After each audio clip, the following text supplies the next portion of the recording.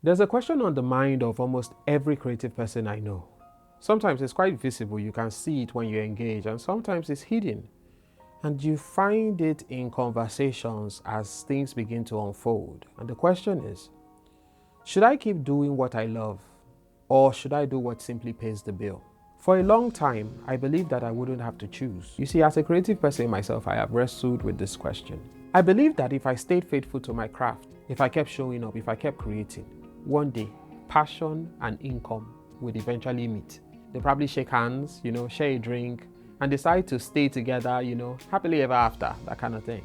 My journey started as a teenager. All I wanted to do was, I wanted to play drums at church, My family, there was this thing we used to do back in the day. We would gather together and we would sing praise songs to God, and I would beat on the table, And I always enjoyed it. So when I got to church, I decided to join the choir, and so I started playing the drums. And like many artists will tell you, they started from the church. Back then, I never really believed that music would become a career.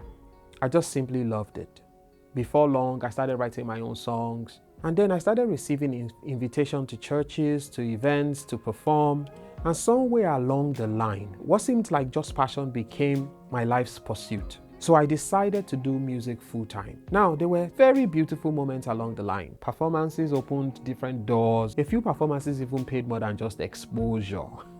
I met incredible people, and if there's anything that music gives you visibility. Music gives you access. Music can put you in places that you never even, imagined that you would be, which I'll always be grateful for. But then if I am being honest, the income from music wasn't really something that I could build a life around. So the years kept on moving by. And then the teenager had become a man. And we know that change is the only constant thing in life. So if every other thing is changing, my dreams, how about those? I wanted to make music. Passion was in the driver's seat. But passion does not really care when responsibilities show up. You find that you are passionate about something, but then there are financial obligations that you need to attend to, and passion is not a currency. You get what I mean? Passion and bills are not in the same WhatsApp group. The years kept moving by, but I still stayed. So I released album after album. I made sure that all the music was, available on all streaming platforms. Ensure that my artworks were good, flyers, shoot promotional videos, post consistently on social media. As a matter of fact, people started calling me Gamey of Facebook. I think that time they used to call me, I used to go by the name Game Man, so they used to call me Game Man of Facebook. Like many independent artists, I kept on believing that, this next song would do it. This next album would do it. There's just that new day that comes with new hopes, and maybe a new year that you just believe that, hey, this year we're going to blow. And quite a few people will see me and say, Gimme, this year is your year, you're going to blow, And so I found it very difficult to let go. Music to me was not just about making songs, it was not just about fame. Music was a way I expressed my faith. You see, many of the lyrics I wrote were from my work with God. I had lived it, I believed it, and so I shared it with my music, right? So my music wasn't simply entertainment, it was ministry. This made walking away almost impossible, because it felt like walking away from the music felt like I was abandoning a part of myself. As an independent artist, everything mostly came from my pocket. From the studio sessions, to the productions, to the videos, to the photography, to the promotion, to the radio interviews, and to marketing. And we didn't even have much money back then.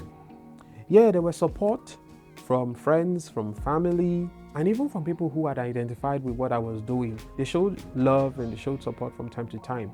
But the bulk of it still was my responsibility. So I decided that, okay, in order to cut costs, I'd learn music production. And from learning music production, from having a computer, moved on to building a studio. This I did with my brother. And from there, we bought a camera, and I decided that, okay, I was going to learn how to shoot videos. All this was done just to cut costs. And so I started shooting videos for myself. But looking back now, I realized something. I was changing gradually. Now the studio no longer was a place where I only just recorded my songs.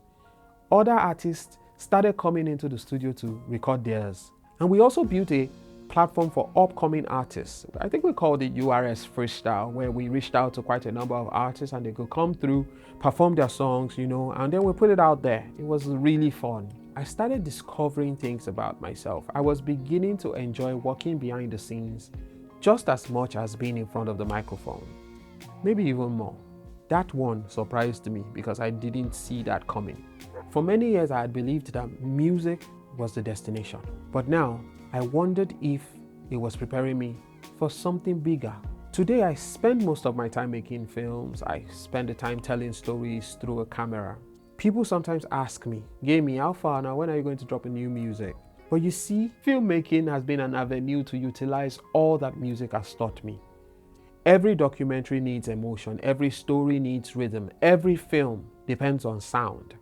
So in many ways, music never left. It only found another form of expression. So looking back, I see that all the years that I put into doing music were never wasted. Now I can say this because at some point, I despised music. I was bitter, I was in a terrible place, and I probably even regretted ever walking down that path. But going back and rethinking about the whole thing, everything that I have become today, I can tie back to the music. So when I look back, I don't see the years I spent actively engaged in music as wasted. Instead, I see it as preparation.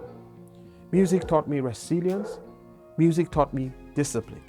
Music taught me how to keep creating even when nobody seemed to notice, because many songs that we put out there and we felt like it was just cricket, somehow it taught me to always bounce back. Now, most of all, music taught me that sometimes the dream you begin with may not be the place where your story ends. Now, I'm not saying that I've figured it out. I'm still figuring things out. And I wouldn't pretend that I have all the answers, but today, I can look back with gratitude instead of regret, because every chapter, even the difficult ones, was quietly equipping me for the next. I choose to appreciate every failure and every lesson learned in the process. The question isn't passion or money. Maybe the question I should be asking is, what is this season preparing me for? I say it again, I do not know where the journey is going to, but I am choosing to believe that none of it is wasted, and somehow that in itself gives me hope.